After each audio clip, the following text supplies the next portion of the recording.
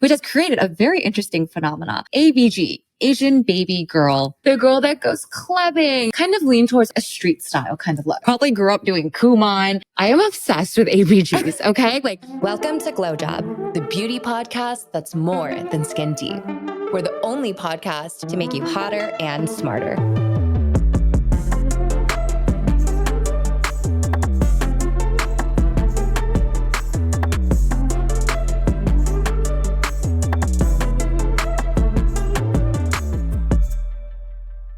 This episode is brought to you by Fenty Beauty. From day one, we've always said that GlowJob is a beauty podcast that's more than skin deep. And no one embodies that better than Fenty Beauty. This month, we're celebrating AAPI Heritage together, spotlighting the stories that celebrate culture and identity, recognizing our community, and creating space for everybody to feel seen.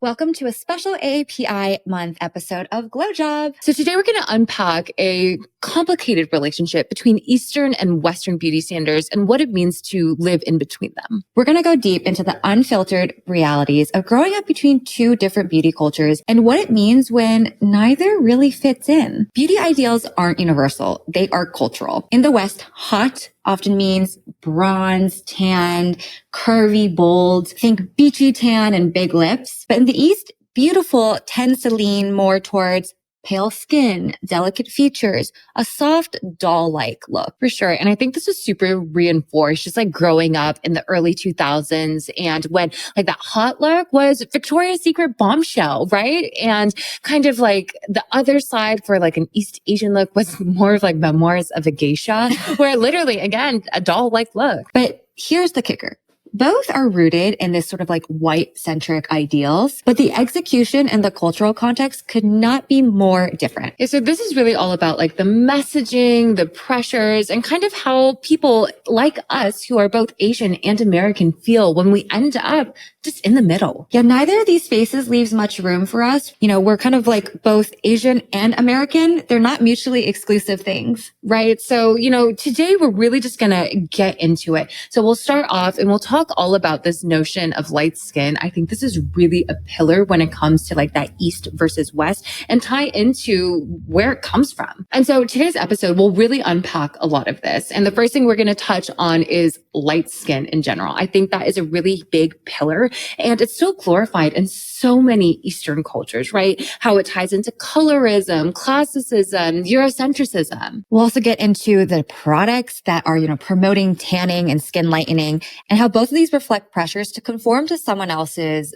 beauty standard. We'll also explore how beauty trends have been shifting and growing, but still manage to exclude AAPI faces even when our features are on trend. Right? It's kind of always a moving target, but we'll also get into the makeup and beauty trends, just kind of beyond skin lightening, because there are so many of these. And finally, we'll talk about how AAPI creators and founders are pushing back and redefining beauty on their own terms. So let's just get personal for a second and talk about what it was actually growing up Asian American back in the early 2000s. What did representation actually look like? I could literally name 5 people on my hand in terms of Asian actors, pop culture figures. They were not many growing up. Right. So there was Lucy Liu, a classic, Charlie's Angels, also Kelly Hu. Yes. Oh my God. I remember her. And also Sandra Oh. Yeah, of course. Oh my God. I just loved her, especially that big curly hair. And another two that I feel are a little bit more niche, but still they were relevant at the time. Devon Aoki and Tila Tequila. I mean, Devon Aoki, I hate putting them in the same sentence because Devon Aoki is such a queen, right? She was the face of Versace, the face of Chanel, and Tila Tequila was just trash. Yeah, she was MySpace era, but still relevant growing up. She was a household name. Yeah. And so what was a pivotal beauty moment for you? Something that happened or that you just always remember as it ties to how you think about yourself and the way that you look and move throughout the space? I feel my relationship to beauty is very much echoed by what my mom has mirrored to me and shown me. And I think she was always very proud of her features and who she was. She's just a very proud woman. And so she would teach me just to be unabashed, unashamed to be who you are. But I would even think about when I was a kid, the first time I was called a chink. And that was like the craziest experience because it never even crossed my mind. Like that wasn't something that I was ever thinking of. And I was at like a house party at some random, I don't know, it was a different school. It wasn't like my school. But this girl, she got really upset that I was talking to a boy. I think it was a boy that she liked. And she came up to me and said, "Get away from him, you chink." And I was like, whoa, I didn't even know people actually use that term. That is crazy. Yeah. Oh my God. But it was the first time I kind of thought about like, oh, that's like, she could have called me you bitch, you like whatever. Yeah, like, you whore, you whatever. whore, exactly. Like something that was just, like broader term, but she specifically chose that word. And I was like, it made me think. When it comes to those things, like when people use slurs like that, they're just a bad person. And people can say like, oh, it's a word. It doesn't mean anything. It means something. And for me, like using a slur like that, it doesn't even come to my mind. No matter how angry I am, that's never something that like, I'm just going to spit out at somebody in attempts of hurting that. But, oh my God, that's so crazy. But no, you know what? My mom was very similar to yours. Like she just always made me feel so proud about being Korean American and would just talk about like who we are as a people, why we are like, there's like the stereotype, but if you ask a Korean person, like they will all say Korea's number one. It's just kind of like, it's a thing. Yeah.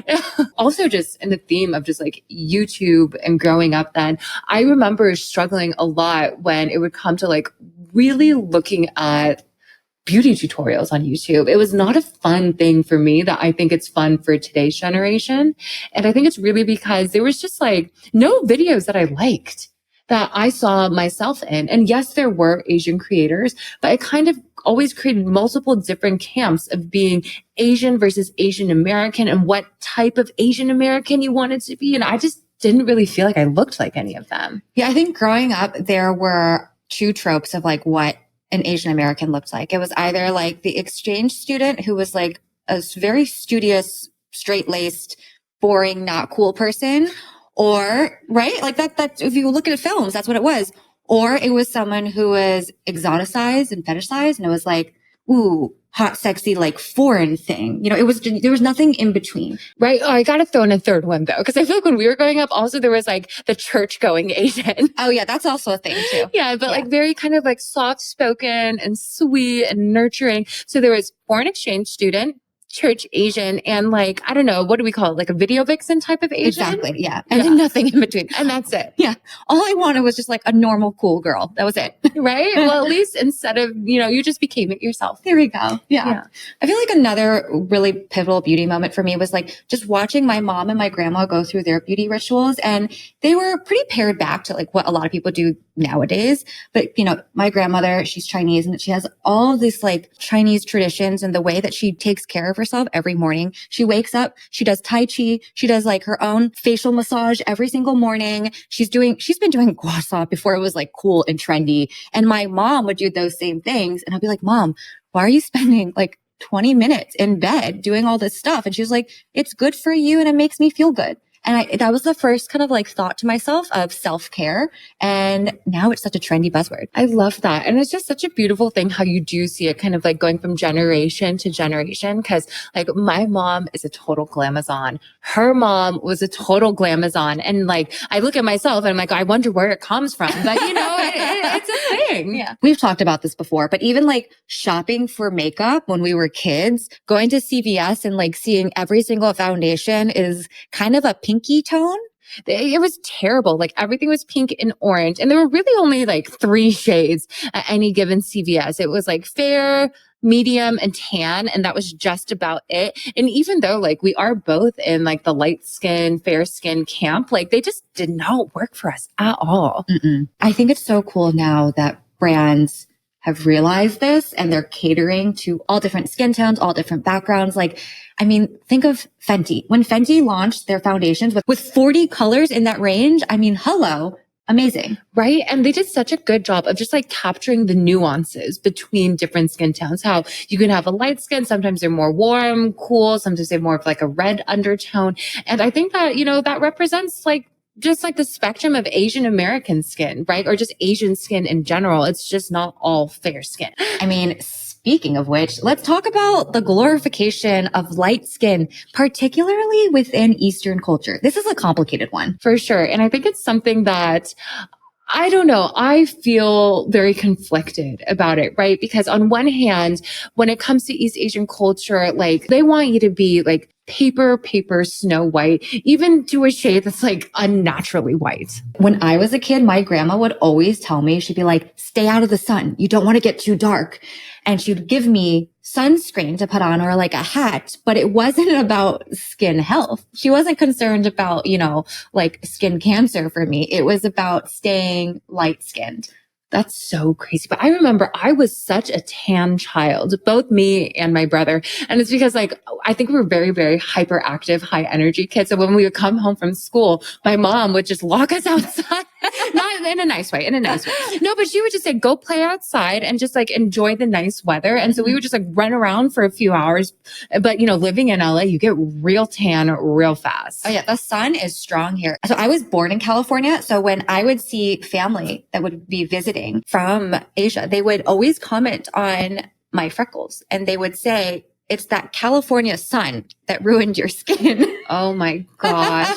I always remember like my very first driver's license because I was 16 and, I was 17 when I got, like my permit passed, right? And after that turned into a license because they used the same photo from the permit. And then I wish I had known because I wasn't wearing makeup. Regardless, I was so tan back then. Yeah. And I think it's just because like my preferences changed like after living in LA, growing up in LA and then like moving to Berkeley. Like I guess I just didn't spend as much time outside up in the Bay Area because it was quite a bit colder. So I think, my skin just over time kind of shed all of those like tanner skin cells and just kind of reverted to a shade that I was, closer to when I was born with, right? Mm-hmm. I feel like this obsession with fair skin, pale skin, whatever you want to call it, especially in East Asian culture, is still tied to beauty, success, and class. And this isn't just exclusive to Eastern culture. Cause even back in like the Renaissance era, right? It was like, if you were pale and you were fat, that meant you were rich and you got to stay inside and got to eat because you didn't have to do work. Right. You weren't working in the fields. Yeah. I think this mindset of like being tan and working class is still prevalent to this day and what is so pervasive in this Eastern beauty ideal. Right. And it's so crazy. I mean, it's totally reinforced. Even when you just look at the numbers of the industry as it relates to skincare, like skin whitening, skin lightening is a multi-billion-dollar industry all over Asia, not just like East Asia, like Korea, but in places like India, Philippines, South Asia. And one of like the craziest trends that I've seen on the internet, and I think it's like equal parts creepy and intense, but funny, is these full body bikinis that are trending in China or have been trending in China. Have you seen these? No, describe it to me. It starts off with a wetsuit, right? And then it also includes the hands, so the gloves, but also it wraps around the entire head. And then they're just like very small spaces for the eyes so people can actually see. But you see people at the beach walking around and it's kind of like those ghillie suits where people are at like the tailgating for, and the really intense football fans will wear like the all red suit. But yeah, that's the thing. See, like I've seen people up with pictures at the beach just wearing them proudly. How do they breathe? So they have like holes for noses. And one of my favorite things about them is some of the suits, they'll come with like skirts on top of it. So they still can have like a little bit of like a female figure. That's so cute. But you know what? Like that's not, okay, it is intense, but also I know there are more people doing this now. It's still not like that big of a thing, but people wearing like UPF, like wetsuits or just like long sleeve swimsuits at the beach. Cause I think people are becoming a little bit more. For sure. And like for me, like whenever I go golfing, my golf clothes have UPF in them. Yeah. And you know me, I'm very like anti-sun, not necessarily to stay pale, but just anti-sun in terms of I don't want to look wrinkly. Yes. But, it does make a difference. Overall, all of these sorts of beauty ideals that we're talking about, these are passed down generationally, right? I think a lot of AAPI folks in the US are still navigating these pressures. And it's just so ingrained in us. Like it comes from our grandparents, which comes from their grandparents. But when you even look at things like history books or just like read a description of what a beautiful woman looked like back then and all of like the classic literature, it's like, like face, like skin like a pearl, like white as a pearl, right? Like that's just part of the narrative. We're talking a lot about skin lightening, but there's also the flip side of that coin, which is the darkening of skin, aka tanning in Western culture. Both of these products are marketed with the same underlying message, which is your natural skin is not enough. And, again, just like how I said that skin lightening is a multi-billion-dollar industry, skin tanning is also a billion-dollar industry. But the crazy thing to me is that both of these products are so bad for you. Because for tanning, you have products like DHA, right? And that is something that is literally tinting your skin. And I think a lot of people think it's kind of like a makeup, right? But the fact that it doesn't wash off, it's tinting your skin, and that's not good for you. And DHA has also been shown to potentially be a hormone disruptor. And the skin lightening is not good either. One of the most commonly used skin lightening ingredients is hydroquinone, which has been banned for over-the-counter use in the US since 2020. But hydroquinone is literally like a bleaching agent. We all know you're not supposed to touch bleach, drink bleach, smell bleach. It's not good for you. So why do we think it's okay to basically put bleach on our skin? I know, but to be honest, Sasa, I used to have a really bad self-tanner addiction. Did you really? Oh my God. Yeah. In my early 20s. And, I think a lot of it's because of the Victoria's Secret era. They all had the spray tan, but I just thought that I looked skinnier. When you were tanner? I thought I looked skinnier when I was tanner. And maybe it's because you have more contrast to your body in general. But oh my gosh, it was such a thing. I remember everyone loved a good spray tan, and they would go. And part of the reason why they loved it is so you could contour muscles. So you could contour a little ab, you can contour a little leg muscle, and just makes you look leaner overall. But no, I gave that up, and I'm happy for it. But it took me a while. Really? Yeah, I think just psychologically, I would see myself in the mirror, and I'm just why do I look so pale and sickly? And then I just realized over time, no, this is what you're supposed to look like, Julia. Get over yourself. I will say though that sometimes having a little bit of a tan is a nice, healthy look. Actually, it's so interesting because my mom has come around to that, because back in the day she used to be no, you don't want to look dark. Tan is ugh. And now she's oh, you have a nice glow to you. Have you seen some sun? And she, I think maybe because she spends a lot more time outdoors now. So she's just is naturally getting tanner herself. But it's funny. There's a fine line to be towed. Right. But it's not cute when you have self-tanner hands, because that was me for years. It was that. And also I went through a phase, now I love a nice, crisp, white bed sheet. But back in the day, I could not have them. Yes. I couldn't have them, right? Because everything was just stained a light tinge of orange or brown. And I would even shy away from white shirts. Wow. I know. I was you were deep in the trenches. I was in the trenches. So, growing up, East versus West beauty standards were very bifurcated. There was one camp here, one camp there. Now, I think it's really awesome, but there's definitely a blending of the two. However, I still feel it can miss the mark. I remember as a kid growing up, there would be some groups who would be I would feel too ethnic to be in that group. But then other groups were I wasn't Asian enough to be in that group. And then with some of the features on my face, particularly my freckles, I would always have American or Western friends be oh, they're so cute. I love your freckles. They're so blah, blah, blah. But then I would have Eastern friends or family be you want to wash those off? Ugh, that's a big blemish on your face. It was a very confusing experience. Yeah. And I think for me, that whole notion of not feeling Asian enough, I would always be reminded of that the most from other Asian American kids, which is really not the best feeling. But I get it. I think a big part of it is because I don't speak Korean, and I always wish I did. But all these kids, they would either call me a banana or a Twinkie, meaning I was right? Yellow on the outside, white on the inside. But to me, in my mind, how could I not be more Korean, right? Both of my parents are Korean. I come from Korea. Scientifically, how could I be more Korean? I couldn't. And when you think about it, who gets to decide when you're actually Asian enough? This episode of GlowJob is brought to you by Fenty Beauty. We don't chase trends. We set them. Our beauty isn't just a part of the conversation, it's leading it. And Fenty Beauty celebrates that. They've created a community where every face, every culture, every story matters. And here's to AAPI Beauty, shaping what's next. And here's to Fenty Beauty for making sure the future is as bold and beautiful as we are.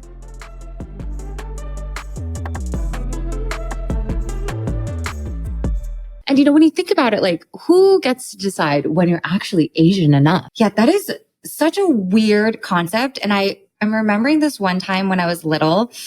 And this was a very defining moment for me.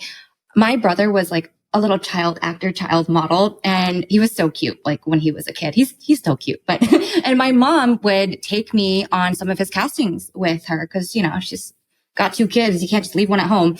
And one time I came with him, and I think there was like a Disney casting director on set, and he was talking to my mom about me, and I was just sitting there, and my mom and him were talking, and he basically said this, he said it in a very polite way, but he was like, look, she would be good for a show if we either make her look super Asian or if we make her look a little bit more like white. And it was interesting because it's like when you think about the shows we watched as a kid, right? It was like either like White and Blonde or like The Asian Best Friend. There wasn't like anyone that was kind of in between as like a main character or like a mixed person. Like that was not a thing. And now when you look at Disney, you see like every color under the sun. Yeah, it's like so blended, right? Yeah. I feel like every single character is blended. But I think it's because they're actually listening to their audience and realizing that people want to be seen. They want to see someone that looks like themselves or even half of themselves if they're half, right? But they just want that representation. Yeah. So now we're seeing a lot of this aesthetic blending. And I think about it in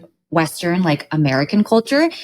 We are seeing people adopt that whole like dewy glass skin look, that clean girl aesthetic. And a lot of it is rooted in East Asian aesthetics. Right? Because it's all about kind of like that soft, delicate, feminine glam. But even there's like examples of a lot of like Asian people, Eastern audiences adopting like more Western aesthetics, right? So this tends to be a lot, especially in the Korean community, of like plastic surgery, but wanting to Westernize, like whether it's their eyes, their noses, right? Like getting those features. So even when these trends align, I feel like the experience still doesn't. And a lot of AAPI folks feel like they're caught in the middle. Right. And like this middle ground, it's weird because it's like you see that maybe your features are on trend on someone else's face who's not Asian, right? But like having those features as your own kind of miss the mark a little bit, which is just so weird. Yeah. You can see almond eyes on a girl who's not Asian and it's on trend and cool, but like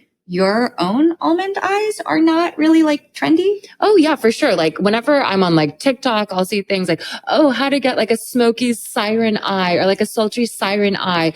And like my eyes like already look like are, right? And so, but like, I never see Asian creators doing like, oh, let's create a smoky, sultry eye, right? Like they'll be like, oh, like this is how to make your eyes look whiter and brighter. So next, let's get into the space of trends and just start breaking it down. East versus West. And we have a lot of them. We got makeup, we got aesthetics, but let's start off with makeup. So in the West, there is definitely this trend of a sculpted, snatched look. Like I'm thinking bronze and matte makeup. I personally love that look. I feel like I do it myself a lot. But on the East and, like East Asian countries, they like more of like a soft, dewy look, kind of like baby pink, youthful look. And, total opposite. Oh yeah, doll-like for sure. And next, Sasa, you got to kick this one off because you are Miss Freckles. Miss Freckles, yeah. Freckles are in. It is so funny. Everyone from like, drawing on freckles and just like freckle glitter and all that stuff. It is in. Right? I feel like even when I look at like people's like Coachella looks like, oh, if you want to look sunburned in Indio Valley, you got to add the little fake freckles. Yeah, totally. But then in the East, freckles are something you got to cover up. You got to bleach, you got to lighten, laser them off. Mm-hmm. How about lips? Okay. So lips to me, it's like, I feel like obviously in the West, people love a big, juicy lip. Think like Kylie Jenner back in the day, but like not only just using fillers, but also just overlining them. Oh, yeah. Lip plumping products. Lip plumping products are just such a fascinating thing to me. Like the burning sensation to get them juicy and plump. How crazy. Do you like that feeling? I hate that feeling. I kind of like it.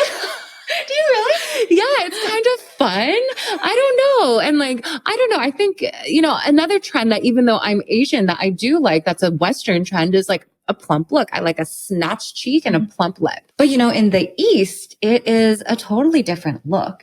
They do this ombre look, where basically it's kind of light on the outside and the color is centered at the center of your lip. And it gives, again, that doll-like aesthetic. I can't imagine a single American influencer ever underlining their lips like that, right? Yeah. But I've seen the Chinese tutorials out there, and sometimes they'll literally put concealer around the outside of the lip and then really just focus that color, and it makes your mouth look just so cute and tiny. Yeah. But the fade is pretty. Mm-hmm. And brows. So I hate this, but I definitely think in America that skinny brows are coming back. Oh, yeah. Right. And it's kind of skinny, arch, and super kind of sexy looking. Mm-hmm. And then in the East, it's definitely more of a straight, boyish brow. Think a softening look on the face. Right. And that's actually the brow look that I go for. So I know some of the trends, I do go for the Western trends, but for my brows, I like it to keep it kind of fluffy, I guess. Mm-hmm. But also I know that I do it because I don't have a lot of brows. So it's kind of like a comb over. It works. It works.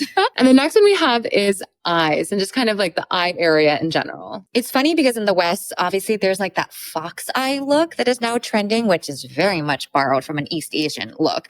But there's also surgical lifts and also that super blasted under eye look. Right. And so that's when they do the concealer and the powder and just kind of matte and white everything out. Mm-hmm. But in Asia, it's so different. They have all of these different, not just makeup techniques, but surgeries that people do. So we'll just start on the bottom. In Korean, they call it the agisol, which is supposed to be this cutesy little fat pad crease right underneath the eye. Mm-hmm. I actually remembered when I first discovered this trend in high school because I have eye bags. I inherited this from my father. So thanks, Dad. But the first time I saw that trend online, I was like, oh, that's how I can cover up my eye bags. I just accentuate them. It's I gotta get it. It's a little cute. Oh, it's totally cute. But it's interesting because in Asia, if you go to all of Young in Korea, they will have specific products to create that agisol. They tend to be a dual-ended pencil. And on one end, it's white or cream color to do the highlight. And then the other end will be a contour color. So you can highlight and then contour that bag. So they have a specific SKU that all of the different brands carry for an agisol. And then, of course, the top of your eyelid. I mean, this has been a popular surgery for a while, but it's that double eyelid surgery to basically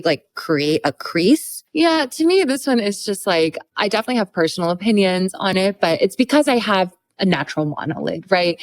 And I know so many women that have gone and gotten the procedure done. But to be honest, if it makes you happy, just do it. Yeah. A part of me, it's kind of are you doing it to have a more Western eye look, or are you doing it because that's what you genuinely want? But, I don't think anyone undergoes a surgery without properly giving it a lot of consideration. That's true.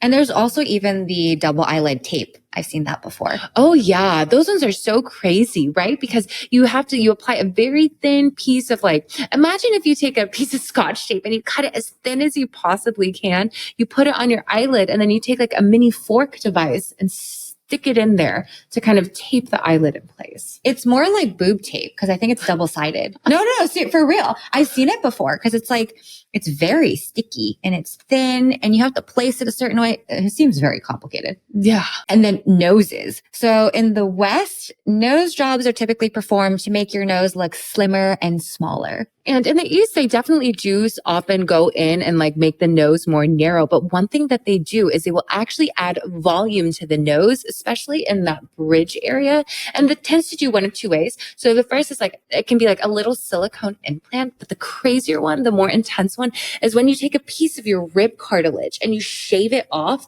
And then, so it's this big, maybe size of a matchstick. And then you insert it into the nose. So you get that bridge right there. Holy shit, that's so intense. Crazy.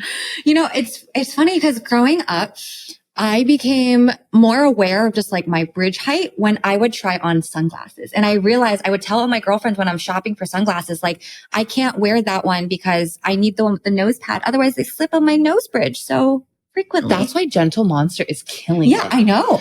Right? They have gone so mega viral because it's finally, I think the sunglasses suit any face shape, right? Mm-hmm. But it really does kind of cater to that lower nose bridge. Yeah. And some more surgeries in that same vein. In the West, of course, BBL is such a big thing, and buccal fat removal. I find it interesting because in the East, you would never, ever think to remove fat from your face. No, not at all. They want it like more round, more childlike, like more cutesy. Yeah. But things that they do like in the East, one really popular one is like the V-line shaving, right? Yeah.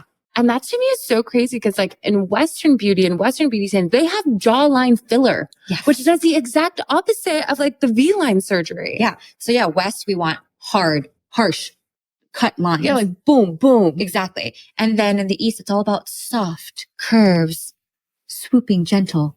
Yeah. And I think one of the craziest trends I've seen lately, especially in like the Douyin Chinese look, is all about the ears. Oh yeah. Oh my God. Yeah. So what people do now is they want their ears to look larger. So sometimes what they'll do is like they have these little, they're not implants, but you like tape it. It like adheres to the ear and it pushes it forward. So basically it takes your ears and it just makes it look a little bit like this to look a little bit more cutesy and childlike. Like Dumbo. Right? It's funny because I remember some girls growing up who would get ear tuck surgery. So like they thought that their ears stuck out too much and they would just get it surgically pinned back. Yeah. So again, it's the exact opposite. I know. Crazy. And so the last one I have is something that just kind of blows my mind because it gives a really weird, like uncanny valley effect to me. But it's the whole like Eastern trend of wearing circle contact lenses. Ooh, yeah. I think in the West, it's like you wear, contact lenses for corrective reasons. Duh. Yeah. Like, so you can see, but sometimes you'll see a cosmetic lens. I actually have been getting a lot of Instagram ads about it recently. And it's like, if you have brown eyes, to turn your eyes green or blue. But in the East, it is a different kind of a look. Right? So they don't always have corrective vision in them. So what they do is like, let's say your pupil, the iris is about this big. The circle lens will make it look a bit bigger and like kind of expand the diameter to make your eyes have kind of this doll-like effect. And yes, they do like change the color. You can go blue, green, whatever, but like it's really just to change the size of the iris. And that's so weird to me. Well, it's kind of like an anime look, like a cartoon character. You see what I mean? Yeah. Like, have you ever seen anime when you draw an anime character? Their eyes are like 5 times the size of a normal human eyeball. So I wonder then, like, is it coming from wanting to look more Western with like a quote unquote larger eye or an anime eye? Oh, blurry. Uh-huh. So with all of this swapping and blending of beauty aesthetics, I feel like it still leaves AAPI people feeling like they're stuck in between, which has created a very interesting phenomena, aka the ABG, Asian baby girl archetype.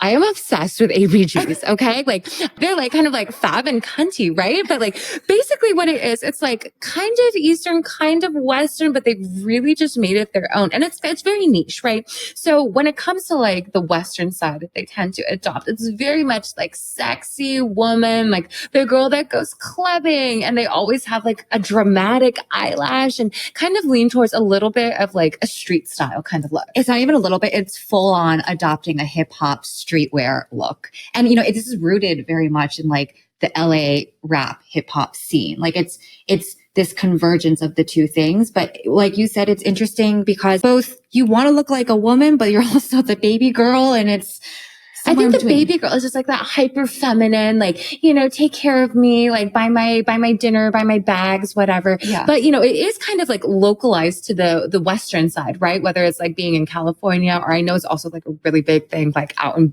Vancouver, like the Western side of Canada. Mm-hmm. While this girl will usually have all this appearance, she probably also has parents who are putting this Ivy League school pressure on her. She probably grew up doing Kumon. I bet you she was a high achiever at school, even though she didn't want to be a good girl. Right? So she does definitely have like these like two big camps, right? Like the East and the West kind of all conforming into this like girl that loves like bottle service and raves.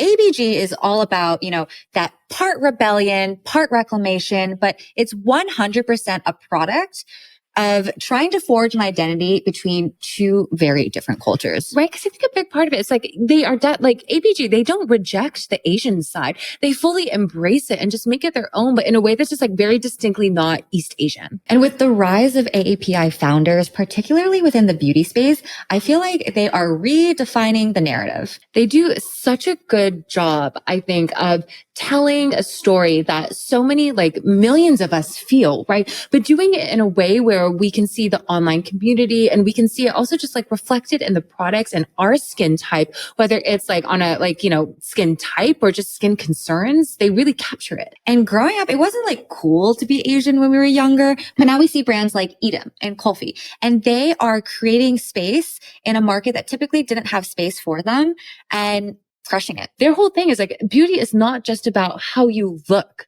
right? Like obviously it is, right? It is, but it's also like who you are and who you're allowed to be and how you can use products to kind of emphasize and reinforce that. AAPI founders and creators, they are flipping the script as to what beauty can look like. When you do grow up between like two different cultures, it can definitely feel blurry, right? But like at the end of the day, sometimes you do feel like you're assimilating, right? So whether it's like, oh, I feel like I need to meet a Western beauty standard living in America. I need to straighten my hair, go get a spray tan, or just like wear certain makeup trends or certain styles that like really just don't suit me or my features. Yeah. Is it assimilation or is it survivalism? If you are the minority within a big group, like that's kind of just like how things end up. You adopt things to be part of the community. Right. And I think for me, like it was definitely challenging growing up. And it took me a while to find my own personal style. And I think it's something like personal style, like it's not just, the way that you do your makeup or you do your hair or the way that you dress. It's like kind of how you carry yourself in conversations with people, in relationships. Like it's something that you always have to work on. But I feel like today's, generation, Asian American kids, like I think they're really primed to be in a good spot. Oh yeah. I feel like nowadays the culture, especially for Gen Alpha, Gen Z, it's so accepting. And I think it's really beautiful, but also I am jealous. Like we didn't have that space growing up.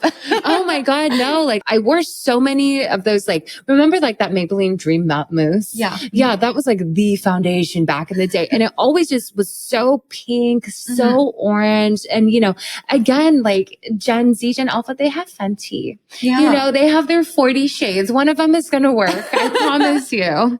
They're so lucky. I mean, these new brands, they're rooted in identity, not assimilation. And I think that is so beautiful. Right. Because it goes back to what we were saying at the beginning of the episode that like so many of these like beauty norms, whether it's Eastern or Western, were created by people who were Western, right? They're like Eurocentric beauty norms. But now you finally have brands where like the founders, the storytellers, the product developers are Asian American. So things are definitely changing for the better for the younger generation, right? Definitely. Yeah. I mean, like the fact that the movies that are out now versus the movies that came out when we were kids, like Crazy Rich Asians. Okay. Obviously, like I'm not a big rom-com person. I am. Love a rom-com. But I will say when that movie came out, it was so cool because growing up, I feel like there were probably maybe only like 3 tropes of like what an Asian person was like in media. But Crazy Rich Asians brought around like a new dimension to what it meant to be Asian. Oh, for sure. And I feel like Asian kids knew what wealth looks like in Asia, right?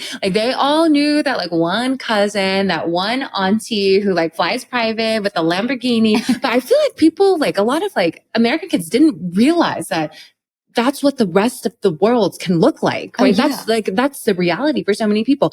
And like Crazy Rich Asians are really only shedding a light on like, was it Singapore? It was Singapore. It was just Singapore. But like, that's just like skimming the surface of like what Asian people can actually be. Because I think in America, what is it? There's like people usually stereotype like the Asian person as the one who owns the laundromat, the one who owns the nail salon, maybe the restaurant. And that was it. And then the fancy Asians are like the doctors and the lawyers. But like Crazy Rich Asians just like, no, this is what it can look like when you're like rich. Yeah. And I loved it. And the characters in that movie were multidimensional. Like they weren't just flat in one thing. And I think that's really cool. Yeah, they did such a good job. Another one I'm thinking of is Always Be My Maybe with Ali Wong. Yes. I loved that. I think what she did so well is like, I loved how all of the different love interests were all just like hot Asian guys. Yeah. Right? Yeah. Like, it was just nice to see because I feel like Asian men, they don't get enough kudos. Nope. maybe now they do because of like BTS, but like she really helped usher that in. Totally. And the last one, which is also another Netflix one, but it was To All the Boys I've Loved with Lana Condor. Oh yeah, that was cute. It was just so sweet. Like one, it was like very cute. And again, rom-com sucker over here. But I just love that the female lead, like, yes, she was Asian, but like that had nothing to do with her character, honestly. See, this is what I mean. This is what we were missing as kids. Just like having an Asian girl who's just a girl. Like it doesn't need to be the main storyline that she's Asian, but she's just living a normal teenage experience. Yeah, because like how often do you think about being Asian? Like I think about it, but it's not like I'm thinking I'm Asian. Right? Like it's something I think about every day, but also like when you look at yourself in the mirror and it's just a part of you, like I just think about me. Exactly. You just think about yourself. Yeah. And I think, I want more people to feel that way, right? Mm-hmm. So having this cultural conversation about Eastern and Western beauty ideals, like there's still definitely a lot of room for improvement, but I gotta say, I feel like the progress has been made and it's making me feel really hopeful. And it's happening quickly. Like it's happening, like in a generation. In a generation, like I guess I'm an adult. I don't necessarily feel like I'm an adult, but you see so many strides that have been made. So I love doing this episode. For me, it was really a way for us to celebrate being Asian American. You guys, let us know how you are celebrating AAPI Heritage Month in the comments below. This episode was brought to you by Fenty Beauty, the brand that changed the game with 50 inclusive foundation shades. From skincare to makeup to hair, Fenty Beauty is here to serve everyone, every time.